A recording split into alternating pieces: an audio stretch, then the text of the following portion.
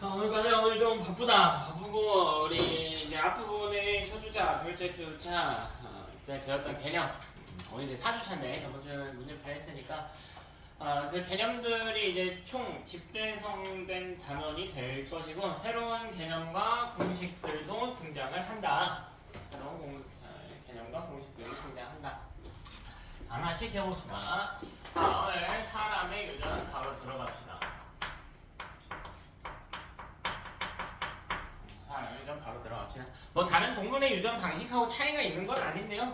차이가 있는 건 아닌데 이제 형질들을 실제 사람의 형질들을 쓰려고 그런 거야. 자, 근데 이건 가장 어려워하는 파트야. 왜냐면 이 유형이 다양해서 그래요. 근데 이 유형을 어떻게 구분해야 되는지에 대한 정리를 보통 안 하고 그냥 문제부터 막 박치기부터 하고 보거든. 그럼 대가리 다 깨져요. 다 깨져.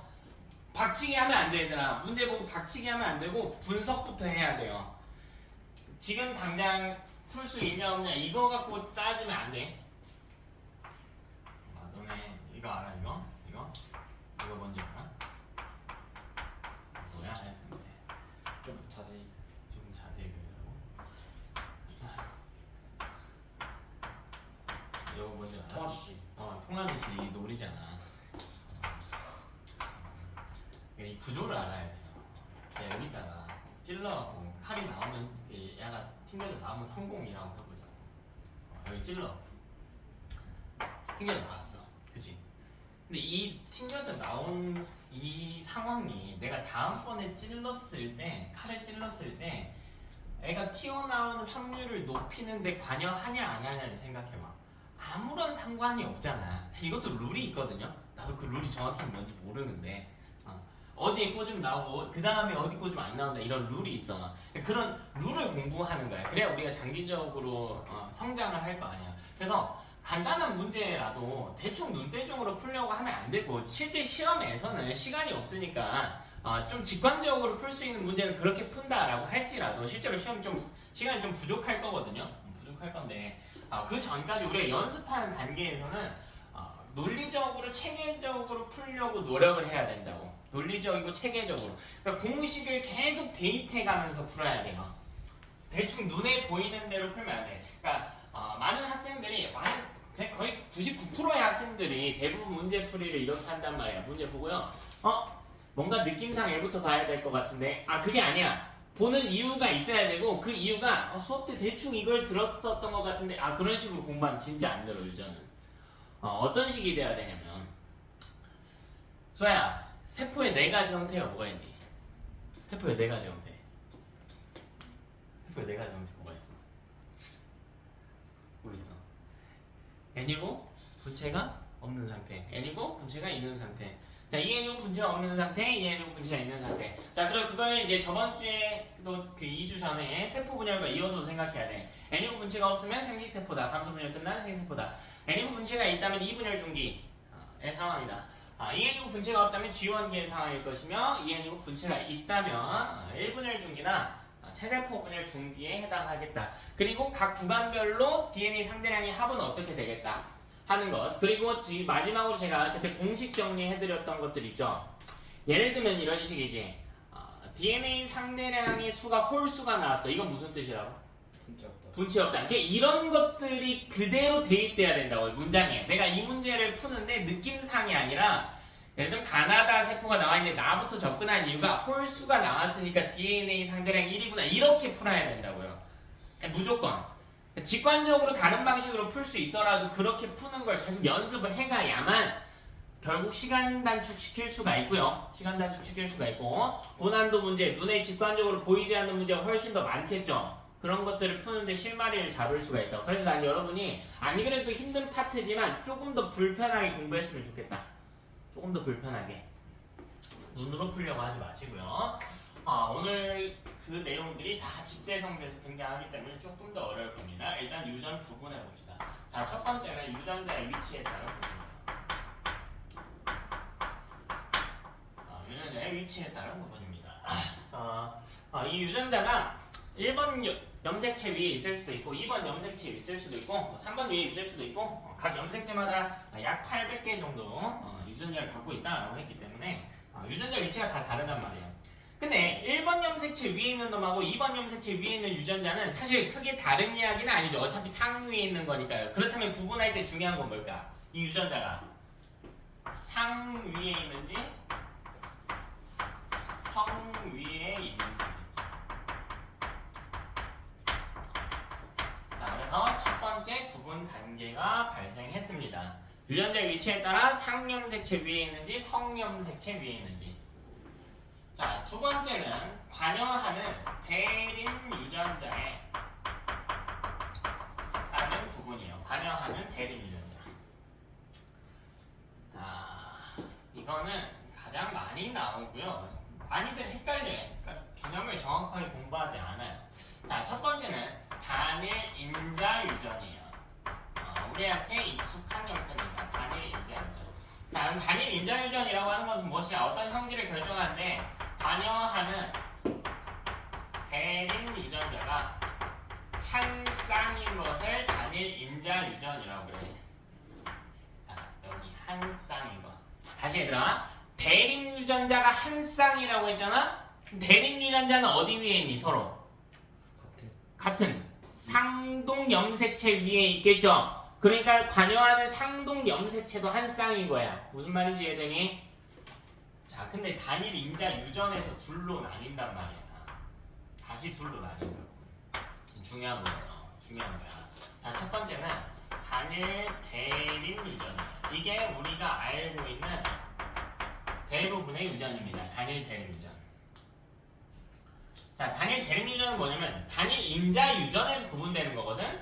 그러니까 당연히 대림 유전자 두 개, 요 두 개에 의해서 결정되는 건 맞아. 근데 이 자리에 올 수 있는 게 누구냐면 라지 혹은 스몰 A야. 혹은 라지 B 혹은 스몰 B만 온다던가.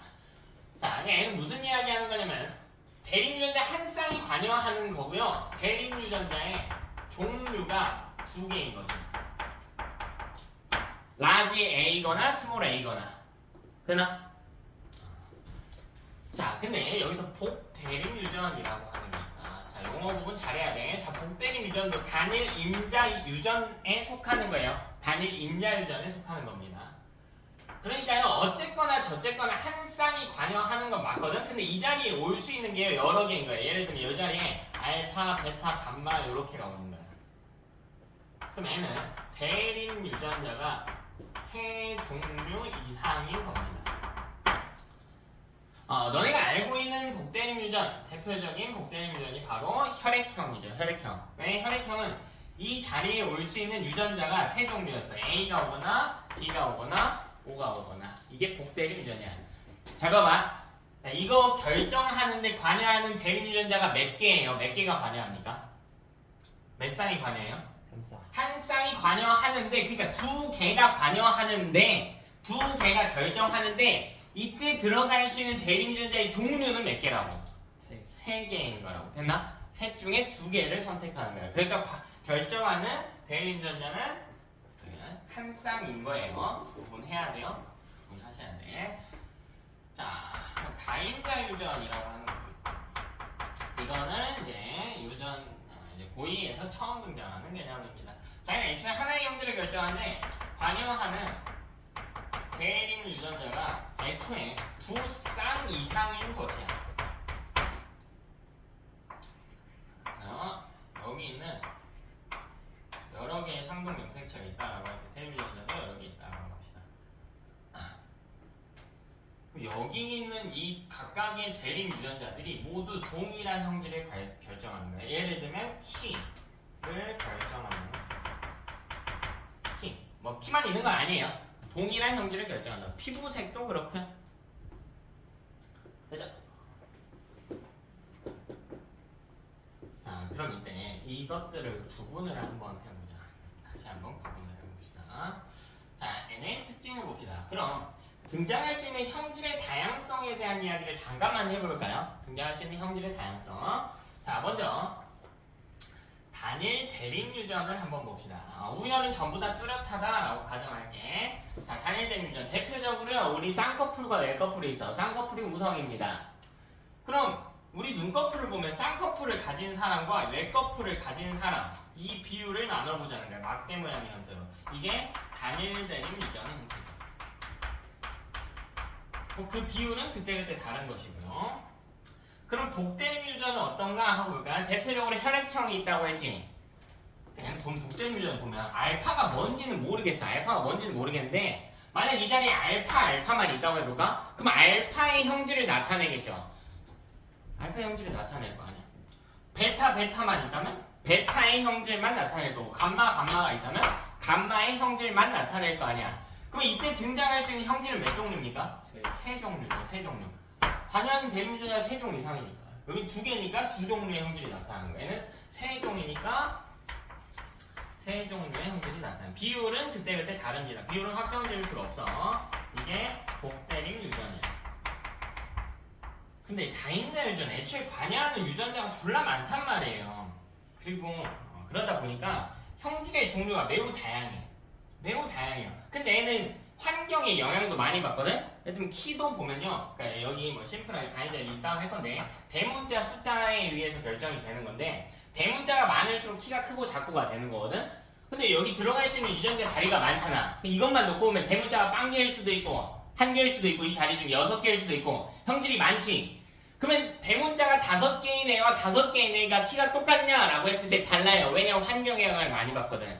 그래서 미세하게 조정이 돼가지고 얘는 이런 식으로 나타나. 정기분포 곡선꼴로 나타나. 이게 다인자 유전의 표현형을 나타낸 거예요. 표현형을 나타낸 거예요. 표현형. 각 유전별로 표현형을 나타낸 거다. 실제로는 저것보다는 조금 더 복잡합니다. 유전을 구분하는 기준이 벌써 2개나 나왔다. 유전자 위치에 따라서 구분 한번 해줘야 되고 관여하는 대립 유전자의 형태에 따라서 구분 한번 해줘야 되고요. 자, 세 번째는 우열의 유무예요.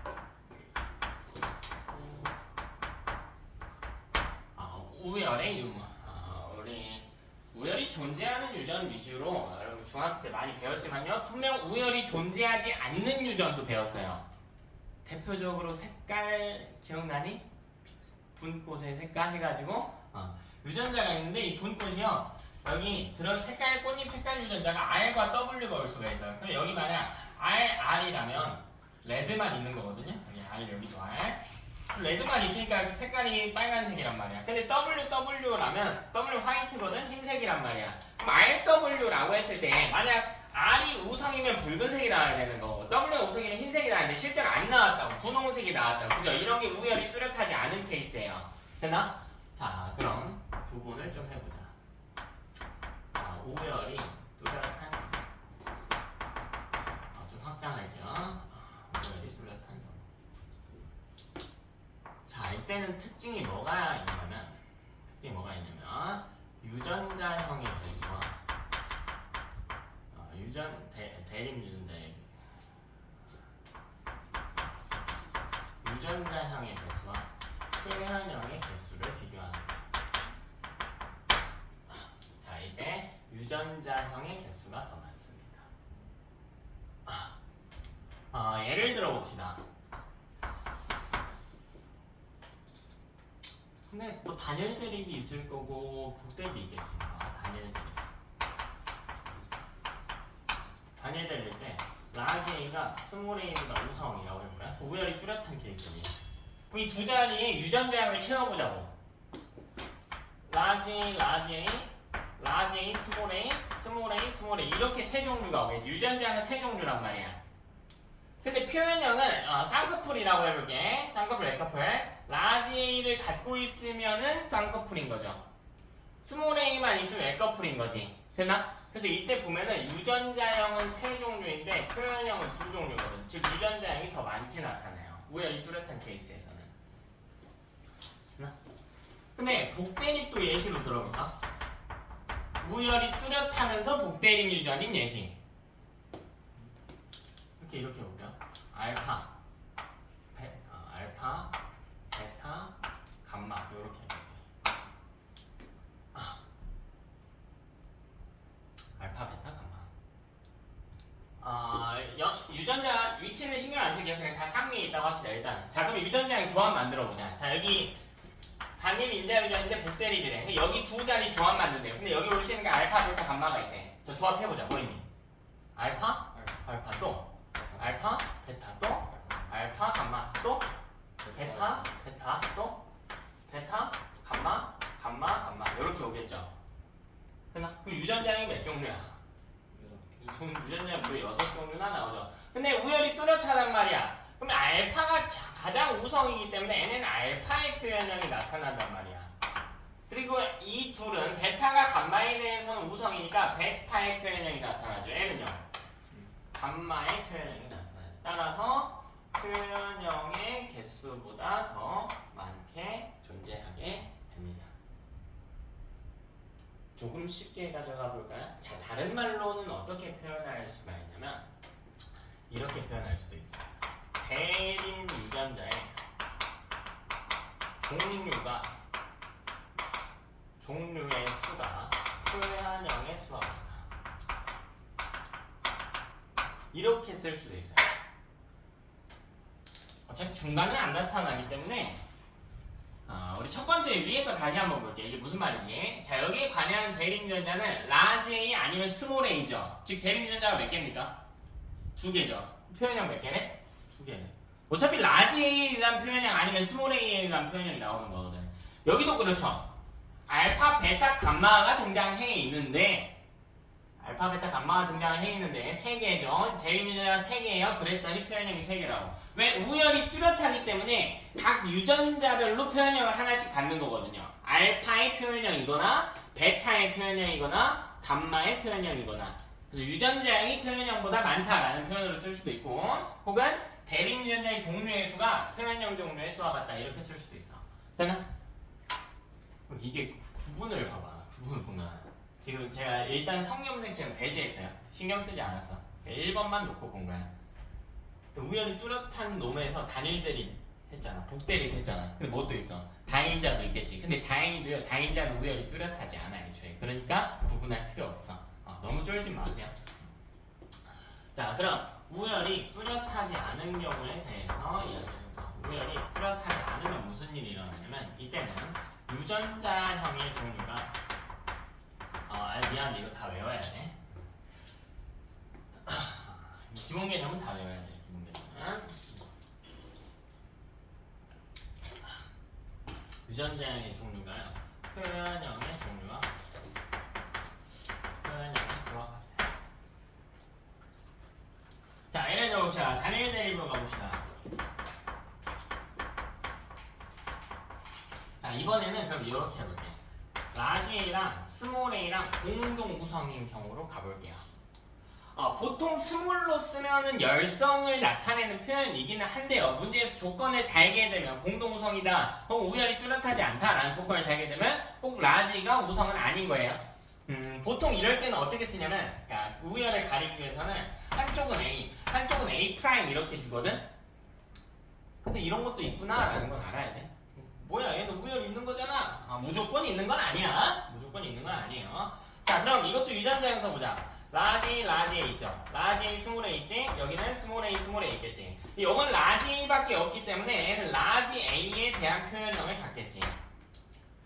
자, 여기는 스몰 A만 있기 때문에 스몰 A의 표현형을 가질 거야. 근데 이 중간에 있는 놈이 라지 A가 만약 우성이라면 라지 A의 표현형을 띄었어야 되는데 우성이 아니래요. 그래서 얘는 라지 A 스몰 A의 표현형을 띄게 되는 거야.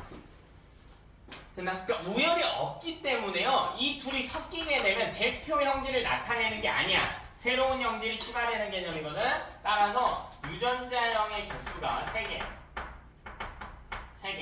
표현형의 개수 3개와 똑같습니다. 자, 다른 말로 한번 봐볼까요? 다른 말로. 대립 유전자의 종류가 표현형보다 적어요. 왜? 여기 대립 유전자 몇 개? 2개죠. 근데 라지랑 스몰 A의 중간의 표현형도 있단 말이에요. 대립 유전자가 섞였을 때 새로운 표현형이 추가되기 때문에 대립 유전자의 종류보다 표현형의 숫자가 더 많다. 자, 그럼 이때 우열이 뚜렷하지 않은 복대립에 대해서도 이야기를 해봅시다. 이번엔 이렇게 해볼까요? A랑 알파랑 베타랑 감마랑 이렇게 있다. 이것도 마찬가지야. 알파, 베타, 알파, 감마, 베타 베타 베타 감마 감마 감마 이렇게 위치하고 있대. 근데 중간이 이 대표되는 게 없어서 전부 다 각각의 표현량을 갖게 돼. 유전자 원형이 6개일 때 표현량이 3종류이다. 자, 대립유전의 종류는 3개인데 표현량은 3개이다. 뭐야? 표현량이 6개다. 표현량이 6개다. 네? 되나? 자, 그리고 이게 혼합된 유형도 있어. 혼합된 유형도 있어. 예를 들면 혈액형. 뭐? 이런 거지. A랑 B랑은 공동성인데 오만 열성이 돼 있어요. 자, A와 B에 대해서는 우열이 뚜렷하지 않고요. A랑 B가 O에 대해서는 우열이 뚜렷한 케이스라고. 그럼 이것도 AA, AB, AO, BB, BO, OO 이렇게 있다라고 할 때 AA는 A의 표현형이고요. AB는 공동우성이기 때문에 AB의 표현형, AO는 A의 표현형, BB와 BO는 B의 표현형, OO는 O의 표현형 이렇게 들어간다는 거예요. 즉 이때는 유전자형은 6가지인데요. 표현형은 4종류가 됩니다. 즉 유전자형이 더 많죠. 이게 우열의 유무에 대한 케이스이다.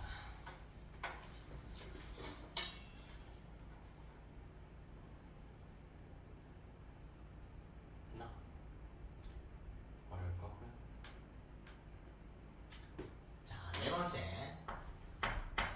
연관의 유무에 대한 계획.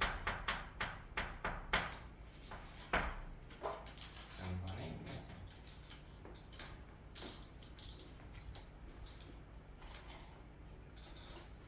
계획. 연관 난이도가 좀 올라가면 등장한다라고 했어요.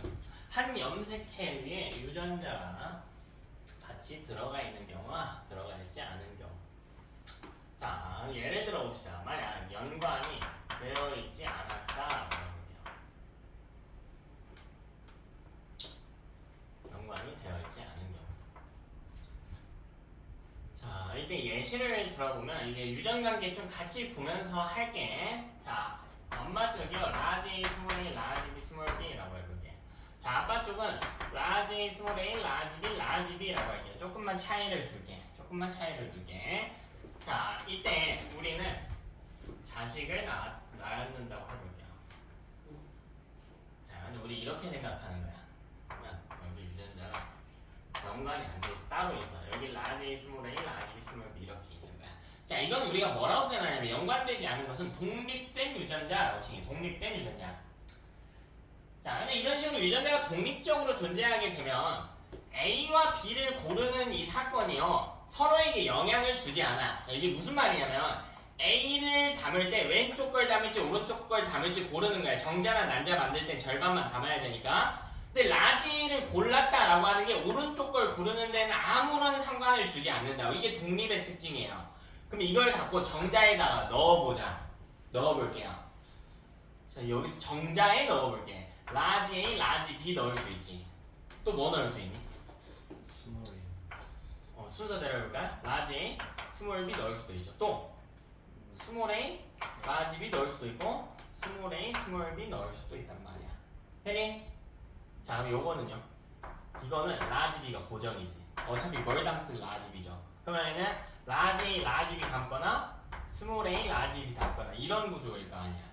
그리고 이때 나오는 자손을 조합하는 것 뿐이에요. 자손을 조합하는. 그러면 앞에 거부터 하나씩 해보자. 처음이니까 좀 노가다 좀 해봅시다.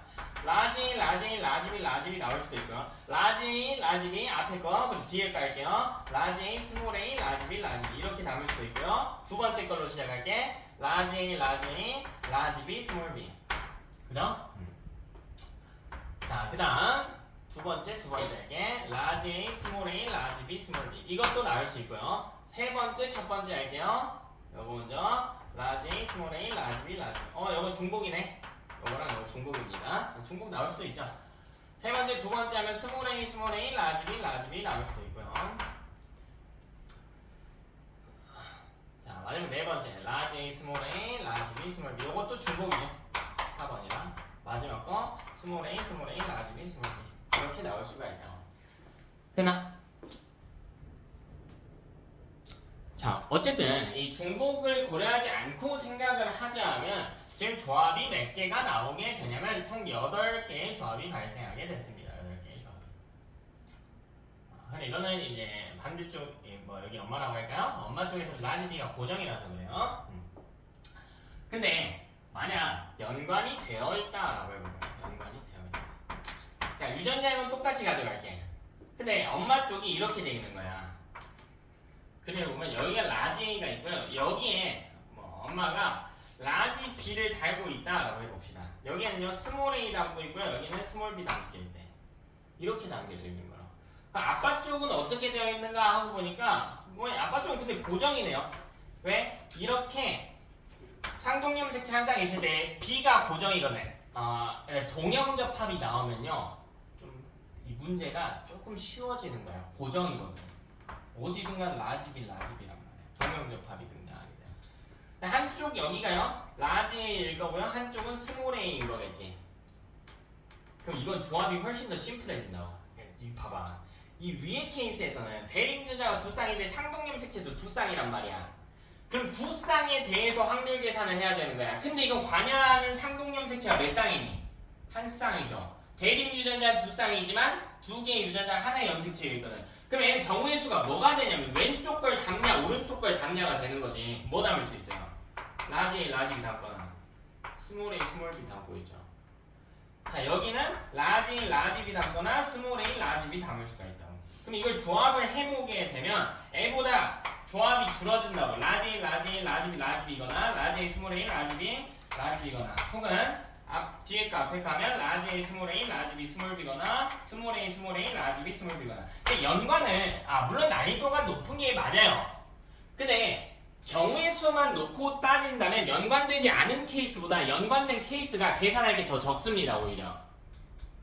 왜 연관되었다라고 하는 건 유전자 여러 개가 하나의 염색체에 같이 등장한다는 거기 때문에 결국 관여하는 염색체 수를 줄인다는 거거든요. 염색체 관점에서 보자면. 오케이? 그래서 어떻게 연관되었는지만 알면 오히려 계산은 더 쉬운 게 연관입니다. 따라서 우리는 네 가지의 형태로 구분을 해야 됩니다. 첫 번째는 이게 상위에 있는지 성위에 있는지 구분할 수 있어 없어? 필기도 안 해. 잠만 펴자고. 자, 두 번째는 단일 인자인지 다인자 유전인지. 정확히는 단일 인자 중에 단일 대립인지 복대립인지. 그 경우를 이걸 세세하게 나눠보면 몇 개가 될지 봐봐요. 여기서 두 종류 구분해야 되지. 여기서는요? 세 종류. 여기서는? 두 종류. 근데 심지어 혼합되는 게 나올 수도 있어. 최소값만 따지더라도 2, 3, 2 연관도 2죠. 근데 연관도 섞여서 나올 수가 있거든. 유전자 여러 개가 나왔는데 누군 연관되고 누구는 연관 안 되고 이렇게 나올 수도 있단 말이야. 그러니까 따질 수 있는 케이스가 기하급수적으로 많아진단 말이지. 됐나? 근데 일부는 그 중에 불가능한 케이스도 있고 대표적으로 나오는 것들이 정해져 있으니까 너무 쫄지는 마세요. 너무 쫄지는 말고 대표적인 유형들 보면서 이해하게 되면 좀 마이너한 케이스들도 여러분이 충분히 문제 풀이가 가능합니다. 바로 들어갑시다. 자, 대표적인 유형으로 들어갈게요. 자, 첫 번째 케이스는요. 상염색체 유전이고요. 단일 대립. 자, 그리고 우열이 뚜렷한 케이스.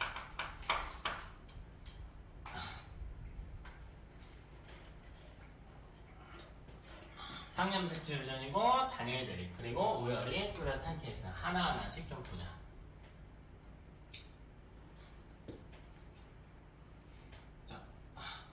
자, 예를 들어 봅시다. 이건 형질이 정해져 있어요. 눈꺼풀, 보조개,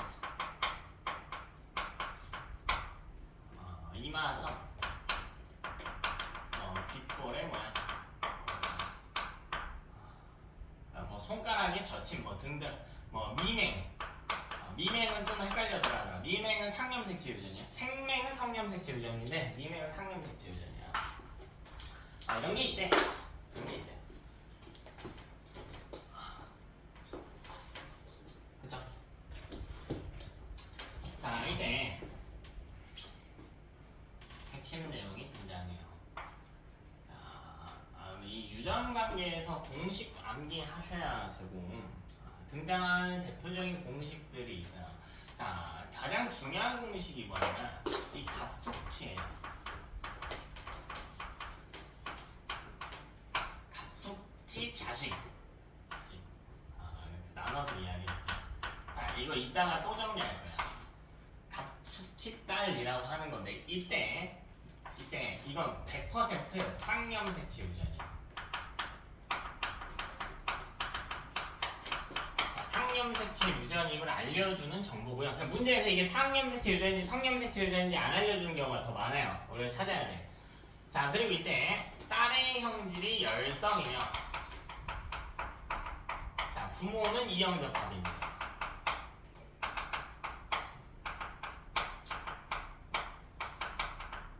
부모는 이형접합이에요. 아직 우리가 성념색치를 안 배웠기 때문에 좀 난해할 수도 있는데 저게 무슨 말이냐면 예를 들면 엄마 여성은 가계도에서 동그라미 남성은 네모 이렇게 표시했죠. 자, 여기서 딸이 나왔는데 만약 엄마랑 아빠의 색깔이 같아요. 근데 딸만 다른 게 이제 갑툭튀 딸이야. 갑툭튀 딸. 자, 이때는 무조건 상념색치 고정이고요. 딸이 스몰 a이고 아빠 엄마는 라지 a 스몰 a일 수밖에 없다는 거예요. 이 케이스 말고 없다고. 자, 만약 이게 아니라고 해볼까? 아니. 그럼 딸이 우성이면 안 되나요? 자, 그럼 색칠된 게 우성이라고 해볼게. 그럼 딸은 어쨌든 라지 a를 갖고는 있어야겠지. 하나는 이 우성이라면. 근데 이거 누구한테 받아야 돼? 딸은 엄마나 아빠한테 받아야 되는 거 아니야? 그럼 엄마나 아빠 중에 한 명은 뭘 갖고 있어야 돼? 라지 a를 갖고 있었어야 되니까 색칠이 어떻게 됐어야 돼? 되어 있었어야 된단 말이야. 됐나? 그래서 이런 갑툭튀 케이스에서는 자식이 무조건 열성이에요. 그러니까 이걸 말로 하면 이런 거야. 우성의 부모 밑에서 열성의 자손이 나올 수는 있거든?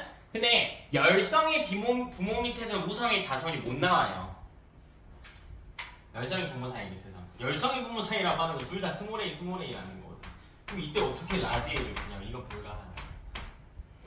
자, 이 이야기를 하고 있는 겁니다. 그래서 딸이 무조건 스몰 A, 부모는 이형접합. 다른 말로 잡종이라고도 그래요. 잡종이라고도. 자, 근데 만약 갑툭튀 아들이라고 해봅시다. 갑툭튀 아들이라고 해봅시다. 자, 이거는 딸보다는 좀 판별할 때 가치가 좀 떨어져요. 왜냐면 이건 상과 성은 구분을 못해요. 상과 성을 구분하는 건 불가합니다. 이건 안 돼요. 다만 아들이 열성이야. 엄마 아빠는 어쨌든 우성의 형질이에요. 그러니까 엄마랑 아빠 사이에서 갑툭튀라고 하죠. 엄마 아빠는 같아야 돼. 그러니까 갑툭튀가 무슨 말이냐면 우성의 부모 밑에서 열성의 자식이 나왔다거나 열성의 부모 밑에서 우성의 자식이 나왔다라는 이야기거든. 근데 두 번째 케이스는 불가하다고. 그게 아들이든 딸이든 불가하다고요. 자, 그리고 이때 엄마만 이형접합이에요. 아빠는 고정이 안 됩니다. 엄마만 이형접합이에요. 자, 이게 무슨 말인지 한번 볼게요. 이렇게 아들만 색칠할게요. 아들만. 그럼 이게 가능한 첫 번째 케이스 볼게요. 자, 딸하고 똑같이 아들이 스몰 A예요. 라지 A 스몰 A. 가능하죠? 가능하겠지. 자, 근데 이것뿐만 아니라 상성이 구분이 안 된다고 한 이유가 뭐냐면요. 아들이 열성인 건 고정이야. 어쨌든. 근데 이 A가요. 어디 위에 있냐면 X 위에 있을 수가 있어요. X 위에 스몰 a 그리고 나머지 하나 Y일 수도 있어요. 그럼 이때 엄마는 색칠이 안 돼 있으니까 X 위에 라지 A를 가지고는 있어야 되거든요. 이 뒤에는 모르죠. 지금 몰라요. 근데 아빠는 모르는데 Y를 갖고 있잖아. 만약 이게 성념색칠 위에 있다면 이 유전 형질과 무관하게 왜 엄마 아빠 위치가 바뀌었어? 아이씨. 왜 또 Y로 바뀌었어? 할게요. 이렇게. 이 유전 형질과 무관하게 아빠는 아들에게 뭘 줘야 돼요? 성념색칠? Y를 줘야 되지. 이걸 주는 거란 말이야. 그러니까 아빠는 색칠이 안 돼 있으니까 X에 라지 A, Y예요. 아빠는 하나밖에 없거든요. 그럼 이 스몰 a를 줄 수 있는 건 누구밖에 없어? 엄마밖에 없다면. 그래서 엄마가 이형접합이라는 사실만 찾을 수가 있게 되는 거야. 상성 구분도 안 되고. 그러니까 얘는 경우가 두 개인 거예요. 그래서 아들은 가치를 판단할 때 갑툭튀의 가치에서 딸보다는 그 가치가 좀 떨어진대요. 그죠? 우리는 요걸 찾는 게 가장 최우선 과제가 돼야 된다. 첫 번째 시퀀스. 자, 두 번째 시퀀스는 뭐냐면 이걸 분석할 때 항상 표현형이 아니고 유전자형이 확실한 경우를 먼저 써줍니다. 확실한 열성을 먼저 기록합니다. 제가 지금 강의도랑 같이 할게요. 시간이 없어가지고 후딱후딱 이렇게 열성을 먼저 기록한대요. 자, 볼까요? 전 쌍꺼풀이 없거든요. 없어요. 그럼 제 쌍꺼풀은 있는 게 우선이야. 외꺼풀은 유전자형이 뭘까? 그냥 A로 해볼까요? 외꺼풀은? 스몰 A겠지. 여러분이 알 거 아니야. 근데 사실 있거든요. 사실 있어요. 숨겨져 있지만. 자, 그럼 제가 쌍꺼풀이 있어요. 그러면 제 눈꺼풀 유전자형은 뭘까? 라지 A거나 라지 A, 스몰 A겠지. 됐나? 그래서 문제에서는 표현형을 준단 말이에요. 표현형. 그래서 외꺼풀 먼저 쓰는 거야. 이거 바꿔 보는 거예요. 되나? 그럼 마지막은 어떻게 마무리하냐? 세 번째로 유전 관계를 추론하거나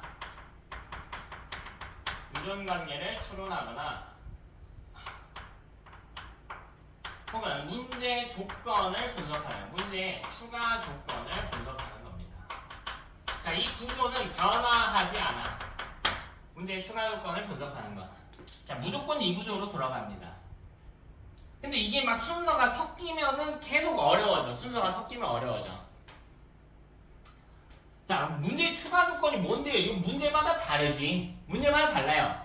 예를 들면 이 집안 내에서 이제 가계도 조사할 건데 뭐 유전자의 뭐 라지 A나 스몰 A의 상대량에 대한 정보를 준다던가 혹은 뭐 동형 접합 뭐 이형 접합에 대한 힌트를 준다던가 등등등. 이건 매우 다양하게 제시가 된단 말이야. 혹은 어떤 확률을 준다던가 자손을 낳았을 때 어떤 확률을 준다던가 혹은 자손의 표현형의 가능성 유무를 준다던가 이런 걸 준단 말이야. 그러니까 이런 이야기라고. 내가 쌍꺼풀이다? 내가 쌍꺼풀인데 내가 자식을 낳았을 때 내 자식이 외꺼풀일 수도 있다? 자, 내가 쌍꺼풀이란 것만 주면 이 둘 중에 구분해요? 못해요? 못하지. 근데 내가 자식을 낳았을 때 외꺼풀인 자손을 낳을 수도 있대. 그럼 자식이 스몰 A 해야 되잖아. 스몰 A 하나는 누구한테 받아? 아빠. 하나는? 그럼 아빠도 갖고 있어야겠지. 아빠는 뭐래요? 라지 스몰 A가 되는 거예요. 됐어? 자, 이런 식으로 추가 조건이 붙게 된다고요. 됐나? 자, 그럼 연습을 한번 해봅시다. 집안을 한번 만들어보자. 대충 만들어볼게요. 자, 동그라미 네모, 동그라미 결혼도 시켜주자. 자식도 낳을게. 여기는 하나가 나을까? 이렇게 결혼을 하지 말자. 그냥 했으니까. 그래. 했으니까 합시다. 간단하게 이렇게만. 자, 그랬더니 무슨 일이 나타나냐면 여기가 색칠이 돼. 그리고요 여기가 색칠. 자, 번호 명해볼게요. 1번, 2번, 3번, 4번.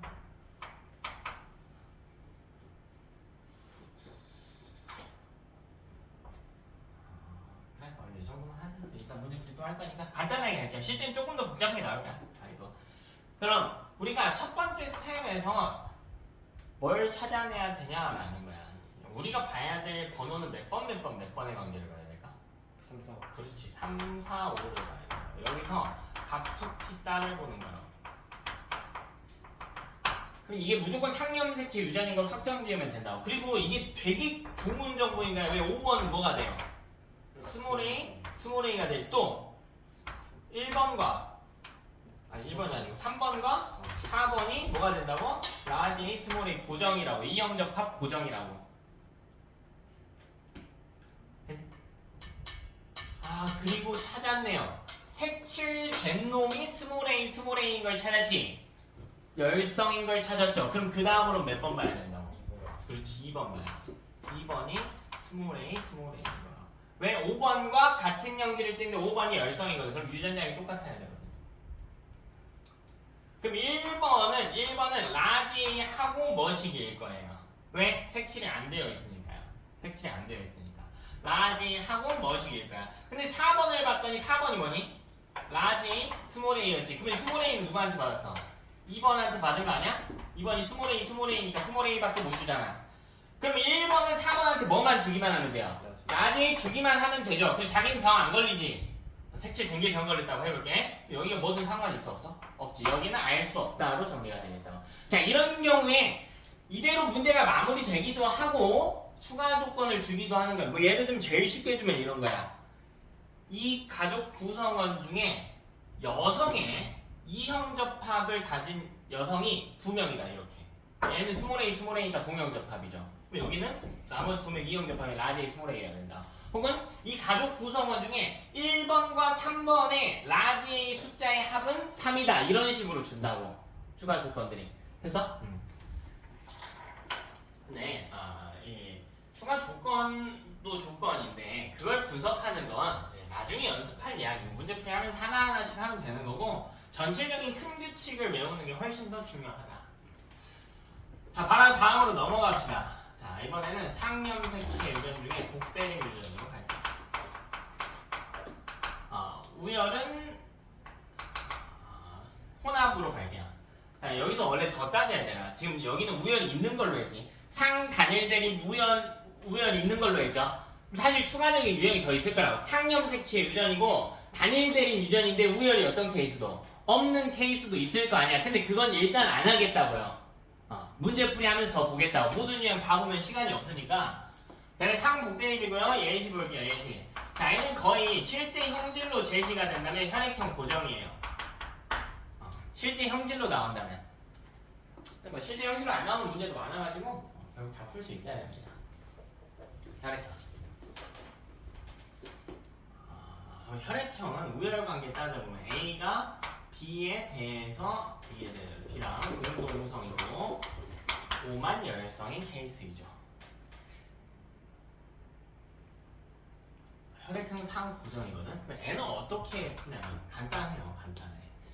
항상 유전자형이 확실한 쪽부터 푸는 거라. 그럼 표현형을 놓고 봐봐. A형이라고 한다면 유전자형이 뭐가 있을까?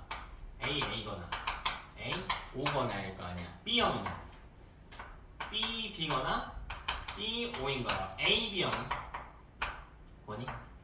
A, B 이렇게 있겠지. O형은요? O형은? O 이거밖에 없잖아. 그럼 얘는 뭐부터 따져야 돼요? 표현형을 알려준다고 치면 A, B형과 O형부터 따져야 된다고. 그래서 일단 기본 난이도로 갈게. 제일 쉬운 거. 중딩들도 푸는 거. 농담이 아니고 진짜 중딩들도 푸는 거. 자, 실제는 조금 더 어렵게 나와. 너네 기준 어렵게 나와요. 근데 지금 뭐 그렇게까지 갈 건 아니니까 이따가 좀 더 복잡한 문제로 같이 갈게. 혈액형은 그래도 좀 볼만한 난이도로 제시가 되려면 사실 혈액형만 놓고 보면 너무 쉽거든? 너무 쉬워요. 뭐 어려울 게 없어. 여기 집안 하나 더 보자니까.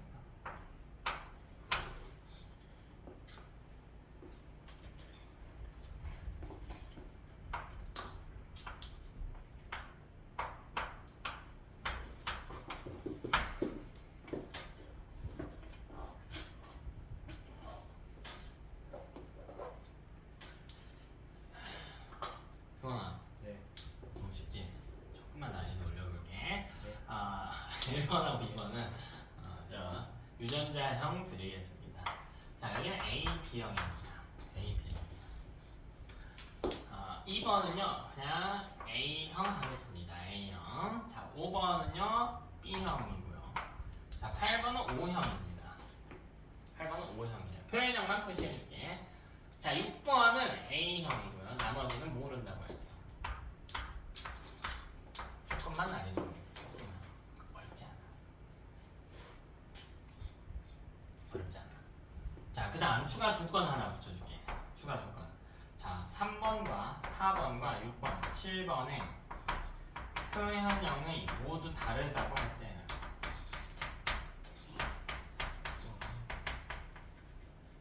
이렇게 작거라고 할게. 되나? 근데 추가 조건이 이렇게 붙었다고. 그냥 하면 재미없잖아. 시시하잖아.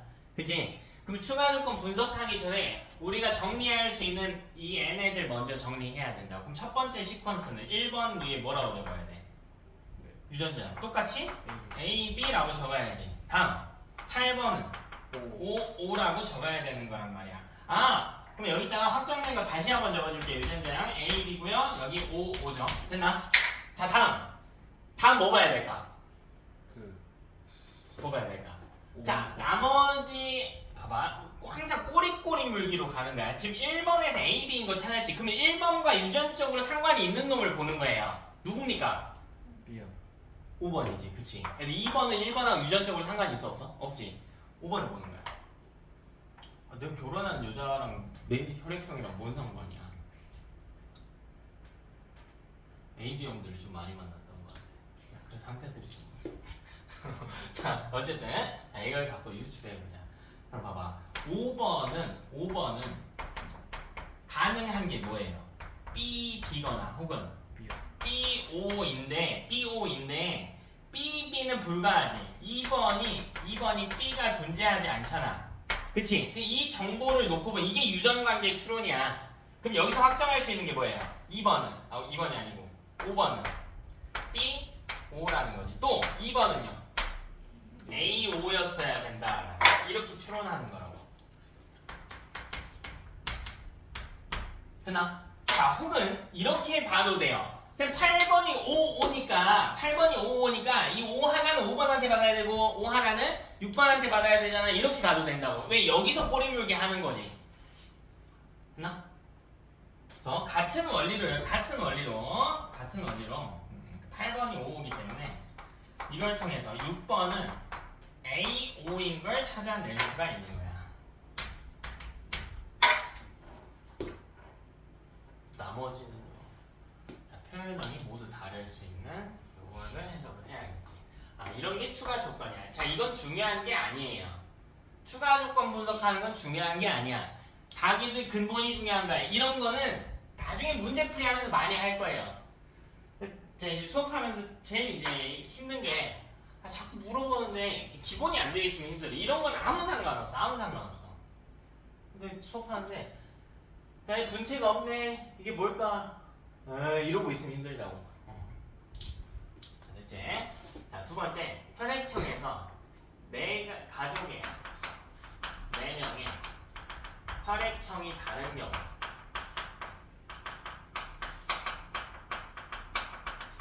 자, 이거는 둘 중에 하나예요.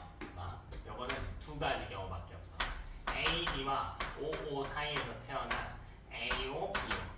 이거거나 혹은 AO, BO 사이에서 태어난 AB, OO거나 이거밖에 없습니다. 이거를 적용시켜야 된다라는 거죠. 근데 자식에서 A형이 나왔단 말이죠. 자식에서 A형이 나왔기 때문에 6번이 A형이니까 따라서 7번은 뭐가 되고 7번은 B5가 되고 3번과 4번은 AB나 OO가 되겠지. AB 혹은 OO가 되겠지. 이건 구분 못하네요. 둘 중에 한 명은 AB형인 거고 한 명은 O형인 거겠네. 이건 구분 못하네. 이해되니? 이런 식으로 나오면은 혈액형 중에 난이도 살짝 올라간 거 진짜 살짝 올라가. 아니 그렇잖아 얘들아. 어려운 건 없잖아. 그치? 자, 보통 혈액형은 다른 거랑 막 낑겨서 나와. 이따가 좀 더 보여줄게. 심한 유형들은 이따가 좀 더 보여주도록 하고 일단 기본 유형들 정리하는데 힘을 쏟아봅시다. 이만 날릴게요. 이제 다 적었지? 자, 이번에는 성염색체 유전으로 가겠습니다. 성염색체 유전.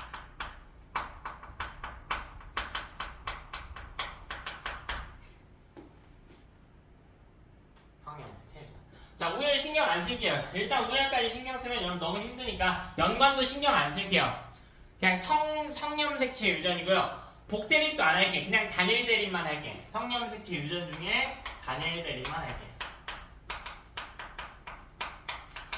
성염색체 유전 중에 등장한 단일 대립 유전만 할게. 경우가 많다는 건 알겠지? 케이스가 겁나 많겠구나 하는 건 알겠죠? 단일 대립. 근데 성염색체 유전이라고 하면 여기서도 다시 둘로 나뉘지 않을까 사실? 뭘로 나뉠까? X 위에 있는지 Y 위에 있는지로 나눌 거 아니야. X 위에 있으면 이걸 뭐라고 부르냐면 반성유전이라고 부르고요. 이건 한성유전이라고 불러요. 뭐가 더 어려울까? 생각해봐. 뭐가 더 어려울까? 반성유전과 한성유전. 반성이 당연히 훨씬 어렵죠. 왜? 한 집안을 봤을 때 X염 색체의 수가 Y염 색체의 수보다 무조건 어때요? 많지. 그럼 조합이 다양해질 거 아니야. 그렇죠. 엄마 X 몇 개? 엄마 X 두 개. 그럼 엄마가 자식 만들 때 X 둘 중에 하나 선택해서 주는 개념이란 말이야. 근데 부모님 봤을 때 부모님 둘 합쳤을 때 X는 합이 3이죠. 근데 Y는 합이 얼마예요? 하나밖에 없지. 누구밖에 안 가져? 아빠만 가지는 거잖아. 근데 이게 너무 쉬워요. 한성유전은. 결국 그 아빠가 가진 Y는 딸하고는 상관이 있어 없어? 없죠. 딸한테 Y를 어떻게 줘? Y 가지면 남성이 되는데 그럼 상관이 있는 건 누구야? 아들이지. 그럼 봐봐. 아빠가 Y를 갖고 있잖아. 몇 개를? 하나를. 근데 그 Y 위에 라지 A가 있고요. 스몰 B가 담겨져 있대. 근데 Y는 아빠 한 명이 하나만 갖고 있는 거니까 그걸 아들한테 어떻게 주는 거야? 그냥 통째로 주는 거지. 그럼 아들도 라지 A 스몰 B 받는 거죠. 할아버지도 라지 A 스몰 B였겠네. 친할아버지도. 그지? 그 아들의 아들도 라지 A 스몰 B. 그러니까 그 Y는 그대로 간단 말이야. 그래서 한성유전은 너무 쉽단 말이야. 결국 남자들 사이에서만 일어나는 유전 관계이면 그 집안의 모든 조상은 똑같거든요. 돌연변이율만 제외하면 다 똑같거든. 한성유전은 언제 쓰이냐면 우리 계산할 때 쓰이지는 않아. 남성의 직계조상 조사하는데 제일 많이 쓰이죠. 그렇잖아. 남성의 직계조상. 왜 Y가 똑같거든요. Y가 똑같거든.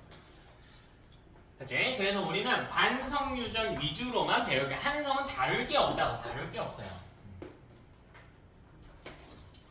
다룰 거 없어. 자, 여기서 둘로 나눠집니다. 자, 첫 번째. 유형별로 좀 나눠서 볼게. 자, X 위에 있는데요. 이 반성유전은 병과 관련된 것 위주로 좀 배울 거예요. 그게 이제 눈에 좀 띄기 때문에. 근데 그 병을 나타낸 유전자가 열성인 경우, 이걸 열성 반성유전이라고 해요. 애들이 성염색체 유전을 제일 좋아해요. 보면 좋아 죽어 다. 안 어려워. 조금만 신경 써서 하면 할 수 있어. 자, 이거 뭐냐면 그냥 A로 쓸게요. A로 쓸게. 라지 A가 스몰 A보다 우성인 거야. 라지 A니까. 물론 아닌 경우도 있다고 했지. 근데 우열이 뚜렷하자라고 해볼게. 근데 병을 일으키는 게 열성이라는 뜻이야. 이름만 보면 좀 어려워. 열성인 유전자, 즉 스몰 A가 병을 일으키고 라지 A는 정상인 케이스. 이게 열성 반성 유전이에요. 줄여서 열반유 이렇게 읽을 거예요. 자, 예시가 누가 있냐면 대표적으로 정록생명이 있어요. 자, 그리고 혈우병이 있습니다. 혈액의 응고가 잘 안 돼요. 혈우병이 있어요. 근데 생명이 훨씬 더 많이 나와요. 생명 왜 그래? 혈우병은 여자 아이가 사산될 확률이 너무 높거든요. 태아 상태일 때 사산될 확률이 높아서 요새 기술이 되게 많이 발전해가지고 보통 태아 단계에서 검사 많이 해서 살리는 경우도 많은데, 네, 이제 표본이 적기 때문에 생명이 훨씬 더 많아요.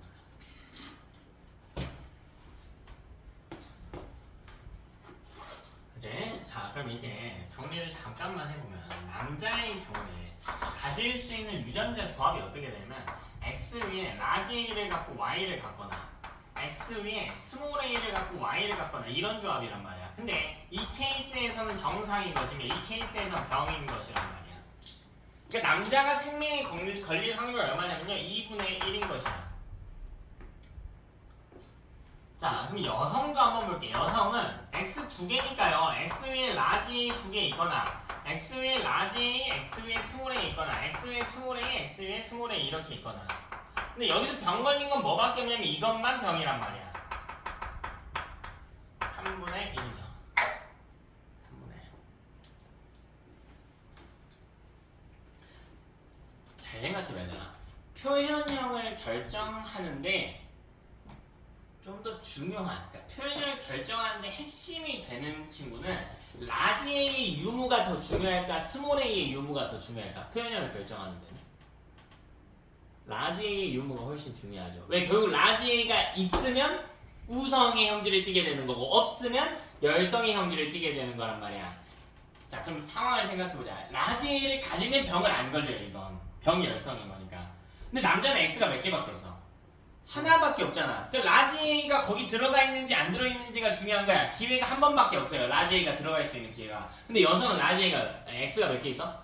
두 개 있지. 그러면 그 두 개의 X 중에 하나라도 뭐가 들어가기만 하면 돼. 라지 A가 들어가기만 하면 병 안 걸린 거란 말이야. 그래서 여성이 좀 더 유리하죠. 병이 안 걸린다는 측면에서는. 됐나? 그렇다고 얘들아. 전 세계 남성의 절반이 병 걸렸다는 아닙니다.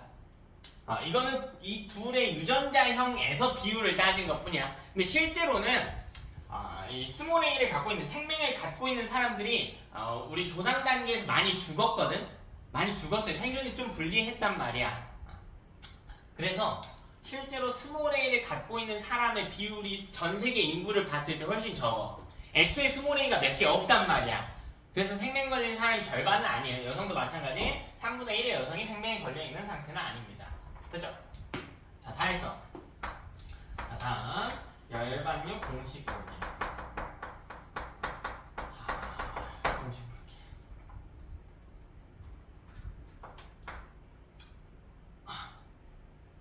우리 유전 어렵다 계속 이야기하잖아요. 계산 못 푸는 건 괜찮으니까. 근데 보면 학생들이 아파트 할 때랑 달라지는 게 없어. 미안한데 달라져야 돼. 어렵다고 얘들아. 어려워요. 그래서 공식은 문제를 못 풀더라도 공식은 완전 타이트하고 바삭하게 암기가 돼 있어야 돼. 다른 파트 공부할 때랑 똑같은 노력을 쏟으면 안 돼요. 똑같은 노력 쏟으면 안 돼요. 훨씬 열심히 해야 돼. 공식 미친 듯이 외워야 돼요. 자, 그럼 볼게. 자, 첫 번째 공식은 뭐냐면, 자, 봐봐. 이응 비읍이야. 열반유죠. 이응 비읍. 자, 이응 비읍. 자, 병이.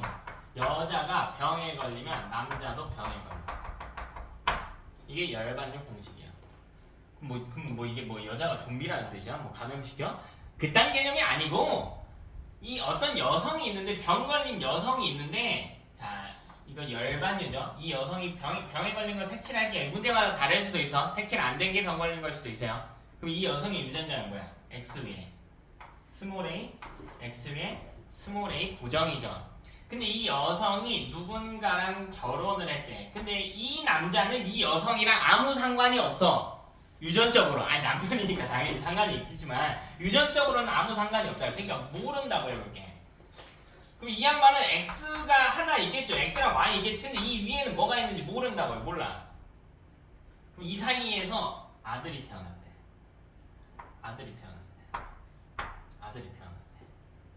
그럼 아들은 어쨌든 X, Y일 거 아닙니까? 근데 이 Y는 누가 줘야 되죠? Y 누가 줘요? 아빠가 줄 수밖에 없잖아. 그럼 X는 누가 줘야 돼? 엄마가 주는데 엄마가 갖고 있는 X는 어차피 둘 다 뭐가 달려있어? 그러니까 여기 스몰 A가 올 수밖에 없는 거 아닙니까? 그럼 어떻게 돼버려? 색칠이 돼버릴 수밖에 없다는 이야기지. 즉, 이 여기 등장의 여병남병은 뭐냐? 어떤 여성을 기준으로 했을 때 그 여성의 아들을 이야기하는 거예요. 근데 아들뿐만 아니라 이게 재밌는 게 위아래. 아들이라고 해서 내가 아병이라고 했을까? 아들이 병에 걸린다. 근데 이 남성은요, 이 여성의 아버지도 해당합니다. 이 여성의 가계도 기준 위아래 남성 둘 다 해당하는 내용이에요. 여기 이렇게 해볼게요. 이 엄마는 이 여성의 엄마는 아무 상관이 없다고. 열반유에 한해서는. 이 엄마는 모르겠어요. X 위에 뭔지 모르겠고요. 여기도 X 위에 뭔지 모르겠어요. 일단 모르겠어. 근데 이 여성 입장에서 한번 보자. 이 X 위에 스몰 A가 두 개죠. 하나는 누구한테 받았어요? 하나 아빠한테 받았고 하나는 엄마한테 받았으니까 엄마의 여기 하나가 스몰 A이긴 할 거예요. 근데 나머지는 모른다고요. 왜? 여기가 라지 A는 병 안 걸릴 거고 스몰 A는 병 걸려있을 거거든. 확정을 못 지어요. 근데 이 나머지 하나는 아빠한테 받았단 말이야. 이 여성의 아버지한테. 그럼 여기 X에 스몰 A가 있겠지. 그러면 이 아빠가 병에 안 걸리기 위해서는 생명에 안 걸리기 위해서 엑셀 라지 A가 있으면 된단 말이야. 근데 아쉽게도 아빠는 X가 몇 개밖에 해? 나머지 알건데 Y잖아. 그러니까 병 걸릴 수밖에 없다고. 고정이라고요. 됐나? 너 여병, 남병 이게 무슨 뜻인가? 병 걸린 여성이 있다면 그 아래, 위, 남성도 병에 걸릴 수밖에 없다라는 겁니다. 이게 여병, 남병이다. 자, 두 번째 특징 볼게. 두 번째 특징. 자, 이거 전부 다 뒤집을 거예요. 여자 뒤집으면 남자죠. 병 뒤집으면 뭡니까? 정상이죠. 자, 남정, 여정입니다. 자, 느낌 오나요? 어떤 남자가 정상이라면 이 남성의 가계도 기준 위, 아래 여성 무슨 말이야? 이 남자의 딸과 이 남자의 엄마는 정상이 될 수밖에 없다고. 왜 그렇게 될 수밖에 없는지 이야기를 해보자고요. 자, 이 주인공 남성 병 안 걸렸네요. 그러면 여기는 고정이죠. X의 라지 A와 Y 고정이죠. 병 안 걸렸으니까 여기서부터 출발해 봅시다. 자, 어떤 여자랑 결혼했대. 근데 이 여자가 뭔지는 몰라요. 안중해. 와이프는 안중해.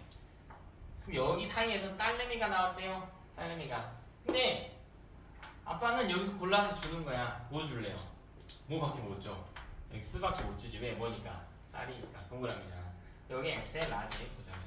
여기 X 하나가 더 있겠죠? 이거 누가 준 거? 누가 준 거? 엄마가 준 거? 엄마는 몰라요. 몰라. 이렇게 올 거 아니야. 여기 X의 물음표겠지. 그치? 자, 여기는 X의 라지일 수도 있고 X의 라지, X의 스몰 a일 수도 있지. 근데 어쨌든 라지 갖고 있으니까 표현형은 뭐가 돼요? 정상이 되는 거지. 그럼 이 남성의 위쪽도 한번 살펴보자. 근데 이게 너무 당연한 이야기라니까. 그림 안 그려봐도 봐봐. 이 Y는 누가 줬어? 아빠가 줬지. X는요? 엄마가 준 거죠. 그러니까 엄마가 준 X의 라지를 생각해. 엄마는 X의 라지에 있는 거죠. 나머지 X 하나는 몰라. 그러니까 엄마는 정상이겠지. 아빠는 뭐 어쩌라고. X에 뭔 상관이야. 뭔 상관이. 어차피 이 X를 이 아들한테는 안 줄 텐데 이것만 봐서는 모르죠. 그리고 나머지 하나 Y겠지. 아빠는 어차피 Y 주는데요. 뭔 상관이냐고. 됐어? 자, 이게 성립을 해야 되겠다. 자, 중요한 거 하나 정립할게. 정리할게. 자, 이때 주의해야 될 게 있어요. 주의. 자, 첫 번째. 여기 성립할 필요는 없습니다. 여기 성립할 필요는 없어요. 그럼 여자가 병 걸리면 위아래 남자가 병 걸려야 되니까 남자가 병 걸리면 위아래 여자도 병 걸려야 되는 건가요? 아니, 그럴 필요는 없지. 그럴 필요는 없어요. 자, 저걸 여기 성립하나 남병 여병이 성립해야 되나 보자. 자, 병 걸린 남자가 있대. 유전자는 뭡니까? X, 스몰 a, Y죠. 그럼 이 밑에 여자도 병 걸려야 되나요? 자, 일단 이 남자가 X에 스몰 a 주는 건 맞는데 여기 딸은 뒤에가 한 번 더 있단 말이에요. 이 딸의 엄마가 뭐 주기만 하면 돼? 병 안 걸리려면 라지 줘도 되죠. 스몰 a 줘도 되지. 되나? 이거는 뭐 걸려도 되고 안 걸려도 되는 거야. 여기 성립할 필요도 없어요. 여기도 마찬가지야. 여정 남정이 성립할 필요는 없어. 되니? 자, 다시. 자, 두 번째. 자, 공식이 성립한다라고 해서 열반류가 확정이 되는 게 아니에요. 그러니까 이게 좀 짜증나는 거죠. 공식이 성립한다고 해서 열반류 확정은 아닙니다. 무슨 말이냐면 열반류일 수도 있는 거야.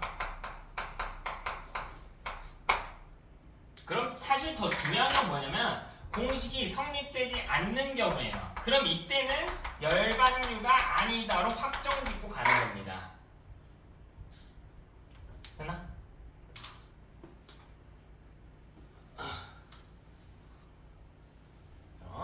이 공식은 열반류가 되기 위한 필요 조건인 것이지 충분 조건은 아닙니다. 아니에요.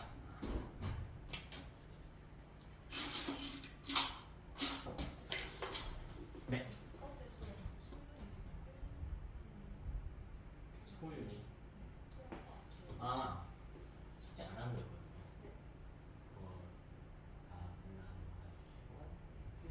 어제 거. 네, 그 중화반 이거.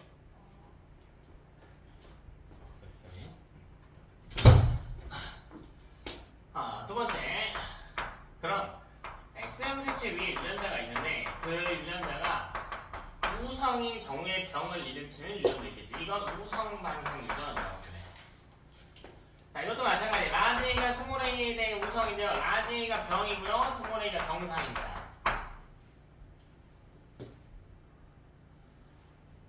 A씨가 뭐가 있냐면 뭐 구루병 있어. 구루병. 혹은 뭐 피부 얼룩증 같은 게 있어.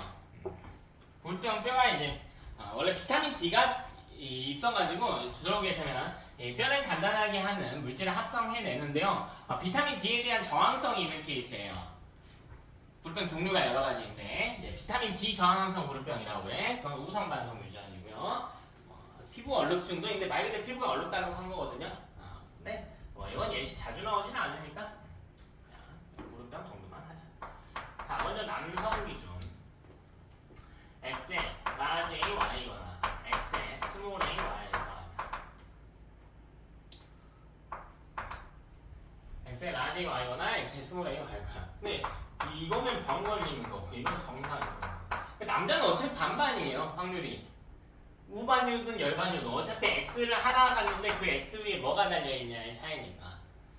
자, 근데 여성 입장에서 보자면 X에 라지 A, X에 라지 A일 수도 있고 X에 라지 A, X에 스몰 A일 수도 있고요. X에 스몰 A, X에 스몰 A일 수도 있거든. 그럼 여기서 병 걸리는 거는 이 두 개거든.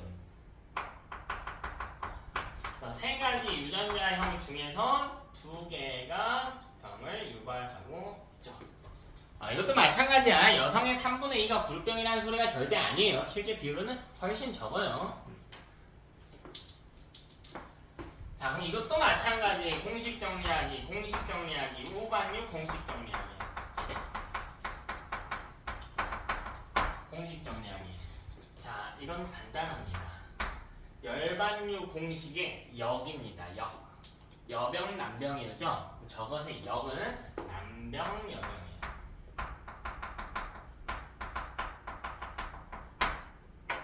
이거 논리적으로 한번 생각해 볼래?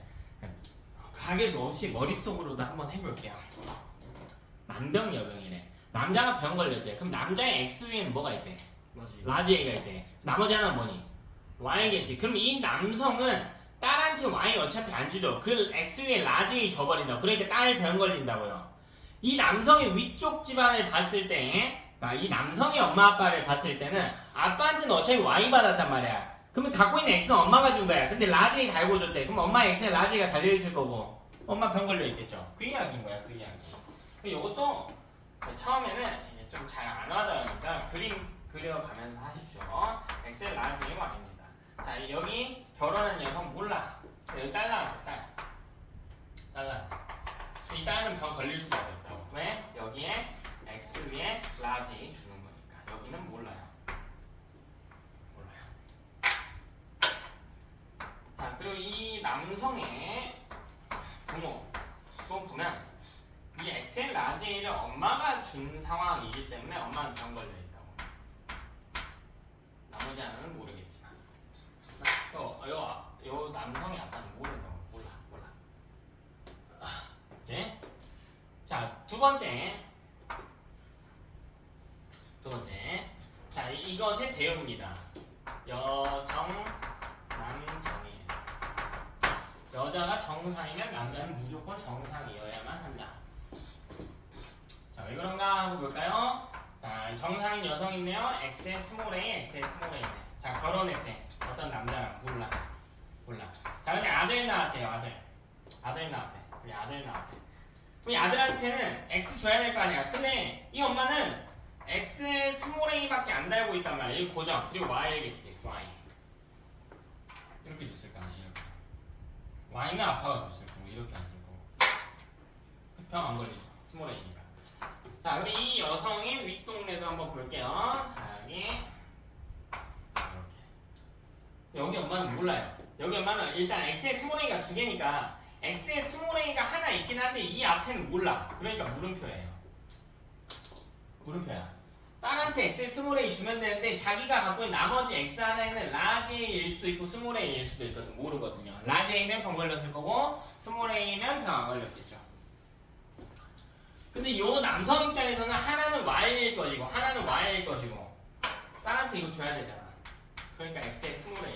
그럼 라지 A 없죠. 그럼 병 안 걸린다. 우성 반성 유전이기 때문에.